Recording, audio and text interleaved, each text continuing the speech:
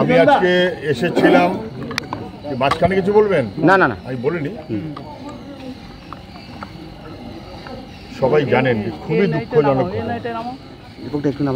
আমি এসেছিলাম, আমার সঙ্গে রাজ্যের ছাত্র যুব আন্দোলনের নেতারাও ছিলেন। পরিবারটার সঙ্গে দেখা করলাম, একটু চোখে দেখা যায় না। একটি মেয়ে কষ্ট মষ্ট করে লেখাপড়া শিখিয়েছে, সেই মেয়েটি চলে গেল কার অপরাধ? এর কি বিচার হবে?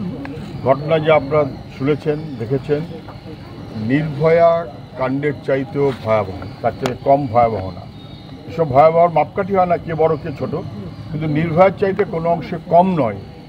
সেটা রাস্তায় মেডিকেল স্টুডেন্ট, এটা স্টুডেন্ট এবং ডাক্তার ওয়ার্ক প্লেসে, হাসপাতালের মধ্যে। এটা কামদুনির চাইতেও কোনোভাবে ছোট ঘটনা নয়। কামদুনি রাস্তায় এটা যেভাবে কার্যত খুবলে মারা হয়েছে, খুবলে মারা হয়েছে। কেন পুলিশ সুইসাইড বলে খবর দিল? কি উদ্দেশ্যে? কেন পুলিশ গোটা ব্যাপারটাকে ধামাচাপা দিতে চাইল? কেন হাসপাতাল কর্তৃপক্ষ তড়িঘড়ি যারা অপরাধী হাসপাতাল তাদের লোকদের নিয়ে একটা কমিটি করে দিল? কেন?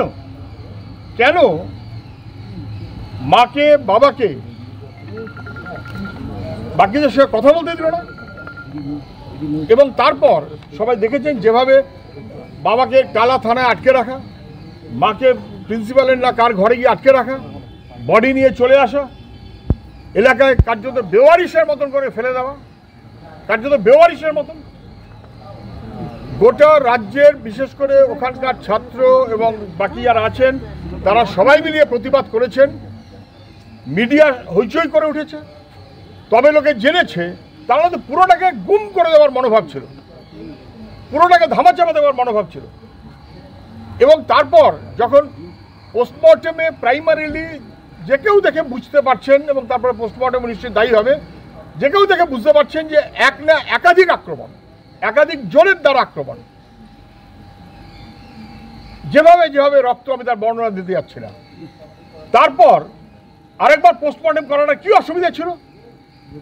এবং পোস্টমর্টেম করবার সময় তো আরো অনেকগুলো নিয়ম হিসেবে প্রিজার্ভ করে তার স্কোপ রাখতে পারত। এই সবগুলো না করে যেভাবে তড়িঘড়ি কার্যত অসভ্যের মতন ঘৃণিত মনোভাব থেকে বডি ক্রিমেশনে নিয়ে চলে গেল, বাবাকে আটকে রেখে, মাকে আটকে রেখে, পরিবারকে আটকে রেখে, বেওয়ারিশ লাশের মতন করে রেখে দিয়ে, এর চাইতে জঘন্য অপরাধ হতে পারে না। এর চাইতে জঘন্য অপরাধ হতে পারে না। আমি বলছি, আমি যতটুকু শুনেছি, রাজ্যের সবাই, যে কোনো রাজনৈতিক দলের লোকই হোক না কেন, যে কারণেই হোক না কেন, প্রত্যেকেই যে কথাটা বলেছেন সেটাই আমাদের সবার কথা হবে। এখানকার বিধায়ক আমি শুনলাম একই কথা বলেছেন, জঘন্যতম অপরাধ, এর চূড়ান্ত শাস্তি শেষ পর্যন্ত ক্যাপিটাল পানিশমেন্ট হতে হবে। আমি সেই কথাই বলছি, আমি সেই কথাই বলছি। একেবারে যে অপরাধ তা খতিয়ে দেখতে হবে। কেন পুলিশ ধামাচাপা দিল? কেন হাসপাতাল থেকে সুইসাইড বলে জানানো হলো? কে অপরাধী? ওই কে একটা সিভিক পুলিশ ঘুরে বেড়াচ্ছে, ব্যাস হয়ে গেল, আর কেউ না। যারা ধামাচাপা দিতে চেয়েছেন তারা অপরাধী, এবং এই সমস্ত অপরাধীদের চিহ্নিত করে যে পুলিশ এই অপরাধ করেছে তারপর ভরসা রাখা যায় বলে আমি মনে করি না। সর্বোচ্চ পর্যায়ে তদন্ত হতে হবে এবং অপরাধীর যথাযথ শাস্তি, এর বিচার আমরা চাই। এটা নির্ভয়ার চাইতে কোনো অংশে কম নয়, এটা কামদুনির চাইতে কোনো অংশে কম নয়। মুখ্যমন্ত্রী নিজে সিবিআই তদন্ত হলে দেখুন, মুখ্যমন্ত্রী হয়নি এবং তিনি ফাঁসির কথা বলেছেন। দেখুন, মুখ্যমন্ত্রী কামদুনির দিকেও ফাঁসির কথা বলেছিলেন। তারপরে কামদুনিতে রাজ্য সরকারের মনোভাব কী হয়েছে অতগুলো বছর পর তাও সবাই দেখেছে। মুখ্যমন্ত্রী বলছেন সিবিআই হলে আমার আপত্তি নেই। মুখ্যমন্ত্রী আপত্তি না থাকা করছে না, তার মুখ্যমন্ত্রী বললেই হবে সিবিআই। মুখ্যমন্ত্রী সিবিআই তদন্ত বলে দিন, এইটাই তো বলছি। মুখ্যমন্ত্রী বলেছেন সিবিআই তদন্ত হলে আমার আপত্তি নেই। তাহলে মুখ্যমন্ত্রী বলবেন কেন? উনি তো পুলিশের মন্ত্রী, ওর পুলিশের উপরে মানুষের ভরসা কমে গেছে। এই ঘটনাতে যা হয়েছে সবাই টের পেয়েছেন, যেভাবে লাশ কার্যত বেওয়ারিশ করে দেওয়ার ব্যবস্থা হচ্ছিল এবং তা পুড়িয়ে দেওয়া হচ্ছে। তাহলে সিবিআইকে নির্দেশ দেওয়াটা বা সিবিআইকে দায়িত্ব দেওয়াটা তো মুখ্যমন্ত্রীর কাজ। তিনি এখনো করেননি, তিনি অবিলম্বে করুন, দ্রুত করুন, না করলে কোর্ট মারফত করতে হবে। এটা কখনো হতে পারে না, এ সহ্য করা যায় না। সিভিক ভলেন্টিয়ার একজন গ্রেফতার হয়েছে, কি করে এই ধরনের ঘটনা ঘটালো, যার উপর ডিউটির দায়িত্ব রয়েছে সেরকম করবে কি করে? আমি কখনো বলতে পারবো না কে দায়ী না, কে অপরাধী না, কিন্তু সাধারণভাবে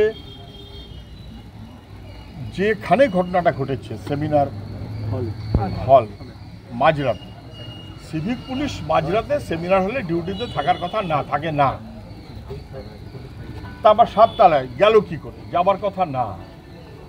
ফলে এগুলো কোনো ধামাচাপা দেবার যে প্রক্রিয়া চলছিল সেই প্রক্রিয়ার অংশ কিনা এটাও কিন্তু সন্দেহের মধ্যে থাকবে। সেই কারণেই বলছি যথাযথ তদন্ত। মুখ্যমন্ত্রী বলেছেন সিবিআইতে আপত্তি নেই, উনি সিবিআইকে দায়িত্ব দিন। বাকিরা সবাই বলেছে, সমস্ত মানুষ, সাংবাদিক সবাই বলেছেন, সংবাদ মাধ্যম সবাই বলেছেন, আমরাও তাই বলছি। আমি নিজে শুনেছি এখানকার বিধায়ক তিনি বলেছেন যে ক্যাপিটাল পানিশমেন্ট হতে হবে এবং ছাড়া হবে না, আমরা শেষ থেকে ছাড়বো। সেই মনোভাব নিয়ে বিধায়ক প্রথমে নিন্দা করুন যেভাবে পুলিশ এই ঘটনাটাকে ধামাচাপা দেওয়ার চেষ্টা করেছে, নিন্দা করুন, এবং তারপর পুরোপুরি যেন বিচার হয় তার জন্য সবাই সহমত থাকে। এখনো পোস্টমর্টমের রিপোর্ট পরিবার পায়নি।